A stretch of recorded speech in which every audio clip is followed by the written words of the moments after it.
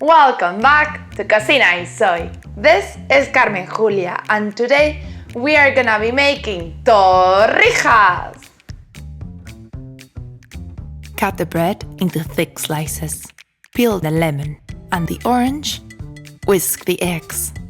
In a tray, combine the sugar and the cinnamon powder. Heat the milk, cinnamon, lemon, orange. When it boils, let it come to room temperature and remove the orange, the lemon, and the cinnamon. In a large tray, soak the bread with milk for 10 minutes in total. I will suggest to turn it after 5 minutes. In a frying pan, add 2 fingers height of oil in medium-high temperature. Take the soaked breads and pass it through the egg into the pan. Fry both sides 3 to 4 minutes until it's golden brown. Let them rest in a drying rack.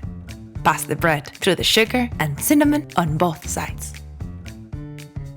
And here it is, torrijas, a traditional Spanish recipe my grandma used to make for my mom after school, and then she made for me.